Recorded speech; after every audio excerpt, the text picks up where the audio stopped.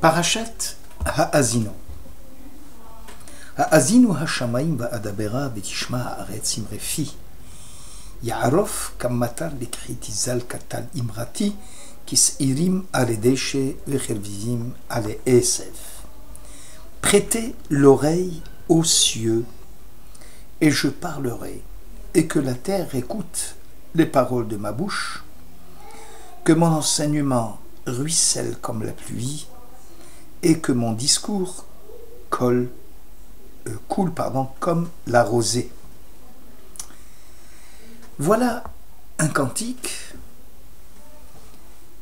qui a entraîné beaucoup de commentaires, parce que ce cantique évoque et invite le ciel et la terre à témoigner des malheurs qui vont s'abattre sur le peuple d'Israël s'il faute, et du bonheur suprême qui l'attend à la rédemption finale. La nature d'un chant étant de proclamer l'harmonie parfaite de la création, il est courant de voir passé, présent et futur s'y mêler. Or, la vision qui s'offre au prophète Moïse lui révèle une réalité cohérente à l'intérieur de laquelle le futur et le passé ne sont pas seulement en harmonie, mais s'expliquent mutuellement. Ainsi, tous les événements sont donc mêlés comme s'ils se déroulaient en même temps. Moshe va utiliser Ha'azinu Hashamayim Va'adabera. On a traduit par prêter l'oreille. Et je parlerai. Ha'azinu. Il y a un midrash dans Sifri qui dit que le cantique de Ha'azinu, que nous appelons Shira, va du passé du peuple d'Israël jusqu'au temps messianique. Et il y a, pour ainsi dire, des événements qui sont relatés dans le monde ici et dans le monde à venir. Le Midrash Sifri ajoute qu'il y a un sens métaphysique que Moshe veut donner à l'histoire future du peuple d'Israël. Toute la prophétie, disent nos sages, est tournée vers l'avenir, c'est-à-dire la mission d'Israël au sein des nations, l'échec de cette mission et le tikkun, c'est-à-dire l'arrangement, la réparation qui sera faite au temps messianique. Rabbeinu Bechaye, qui suit généralement le Nachmanide, écrit sur Parashat Ha'azinu que c'est une grande consolation que cette prophétie. C'est une grande promesse. Parce qu'il s'agit de la vengeance d'Israël contre leurs ennemis, du rachat des fautes d'Israël, de la rédemption à venir et de la disparition du paganisme. Or, le mot Ha'azinu et Shim'u, lorsqu'il s'agit, il y a une différence entre prêter l'oreille et entendre. Nos Chachamim font remarquer, selon Rabbi Akiva, lorsque Moshe a dit Ha'azinu Hashamayim, il était plus proche, comme si prêter l'oreille, c'est qu'il s'adressait justement au ciel, puisqu'il parlait du ciel comme l'homme parlait à son ami. Mais le prophète Isaïe, plus tard, lui utilisera Ha'azini Eretz, prête l'ouïe, prête l'oreille, toi la terre, parce qu'il était plus proche de la terre que du ciel. Moshe, pour attester qu'il a averti Israël, il veut s'assurer du concours des témoins qui seront présents en tout temps. et qui pourront, le cas échéant, prendre les enfants d'Israël en défaut s'ils nient d'avoir accepté l'alliance du Sinaï. Il prend le ciel et la terre, disent nos sages, parce qu'ils sont éternels. De plus, si Israël venait à trahir l'alliance, ce sont ces témoins eux-mêmes qui lui infligeront la rétribution qu'il mérite. Le ciel retiendra la pluie et la terre ne donnera pas sa récolte. C'est l'explication qui est donnée par Rashi et Ibn Ezra. L'autre verset qui va retenir notre attention, c'est El emuna ve'en avel tzadik ve'asharu. Dieu de fidélité et sans iniquité, il est juste et il est droit. Malgré sa puissance, Dieu n'inflige jamais le châtiment avec violence. Ce verset-là, c'est celui qu'on lit généralement au moment des enterrements. Par cette prière, nous acceptons le jugement de Dieu et nous implorons sa miséricorde à l'égard des vivants. Lorsque je dis que l'œuvre de Dieu est parfaite, je réaffirme l'article de foi qui dit que l'œuvre de Dieu tout entière est un subtil mélange de réussite et d'échec, de bonheur et d'affliction, de joie et de difficulté, et qui forme un tout harmonieux. Et que par conséquent, l'intelligence humaine n'est pas capable de comprendre la façon dont Dieu dispose de toutes les pièces du puzzle. Le Natsiv de Volojine, un des plus grands commentateurs de la Torah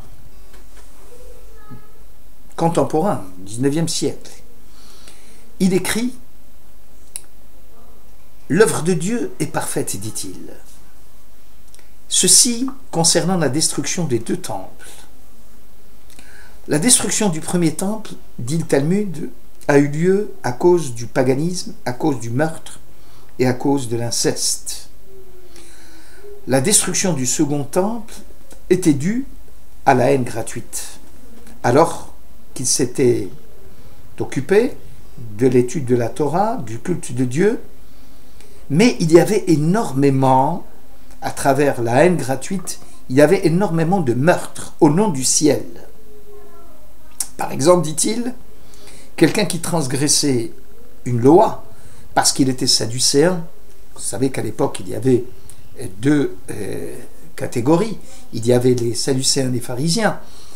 Les pharisiens croyaient dans l'enseignement rabbinique et les sadducéens ne croyaient que dans le texte biblique, et que par conséquent, si on attrapait quelqu'un qui était sadducéen et donc qui ne suivait pas la règle imposée par les pharisiens, alors à ce moment-là, il était mis à mort, il était condamné, et ainsi leur conduite, leur comportement, au nom pseudo du ciel, au nom d'une pseudo-lutte pour le ciel, cette génération était appelée Dor Eikesh Uftaltol, une génération perverse et tortueuse, parce qu'il s'éloignait de l'esprit même et de la lettre de la Torah, puisqu'il confondait aussi bien les bonnes actions que les mauvaises actions, et qu'il y avait une difficulté à discerner le bien du mal.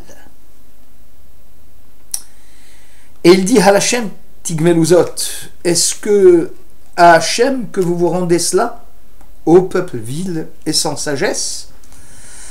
Il s'agit de la destruction du premier temple et celui du second temple.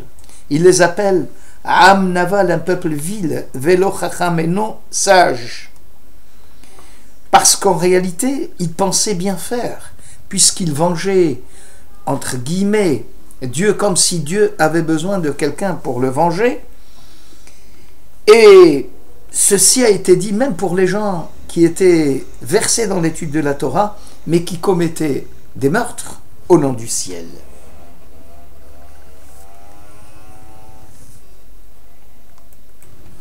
Et enfin, nous allons prêter attention à ce verset. Tsur yeladecha teshi vatishkach el mecholelecha vayar Hashem vayin'atz mikaas banav uvnotav. Tu as ignoré, toi Israël, le rocher qui t'a donné naissance. Tu as oublié Dieu qui t'a fait naître. Et il dira, je vais leur cacher. Dieu s'irritera de la colère de ses fils et de ses filles. Et il dira, je vais leur cacher ma face. Je verrai ce que sera leur fin. Car ils sont une génération de revirements, des enfants chez qui l'éducation fait défaut. Ils m'ont irrité par défaut de Dieu, m'ont mis en colère par leur vanité. Et moi, je vais les irriter par un peuple qui n'en est pas un, par une nation vile, je les mettrai en colère. J'accumulerai contre eux les maux, les flèches, je les épuiserai contre eux. En dehors, le glaive répandra le deuil, et à l'intérieur, la terreur. Même le jeune homme, même la vierge, le nourrisson avec l'homme vénérable. J'ai dit, c'est l'Éternel qui parle, je les disperserai. Il s'agit du peuple d'Israël, je ferai disparaître leurs souvenirs de l'humanité.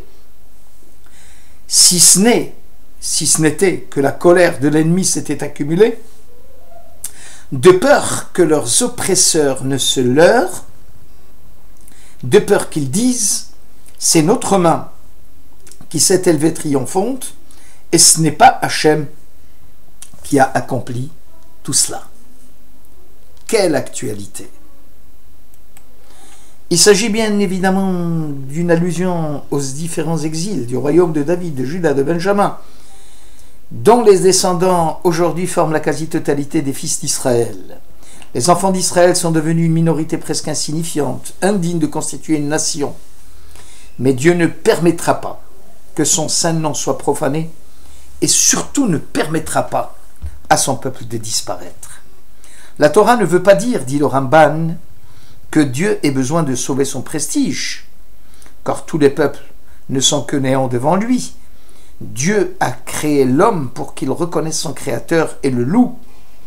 Mais les peuples ont failli à cette mission. Seul Israël est resté son serviteur, et c'est à travers lui que Dieu montre ses prodiges et fait connaître ses puissances. Si les ennemis d'Israël parvenaient, à Dieu ne plaise, à le détruire totalement, qui évoquerait alors les prodiges, raconterait les hauts faits de Dieu?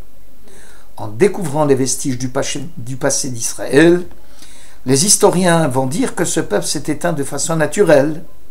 C'est pourquoi Dieu ne laissera jamais Israël disparaître, car Israël seul le connaît et rappelle à tous les peuples son existence, et en fin de compte, il réalisera la mission que Dieu lui a confiée.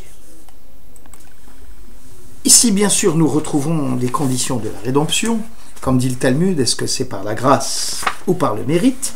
Si nous citons le Talmud, Rav a dit « Tous les termes sont épuisés et la chose ne dépend que du repentir et des bonnes œuvres. » Shmuel réplique « Celui qui est en deuil en a assez d'être dans cet état. » On reconnaît ici les deux thèses de l'alternative.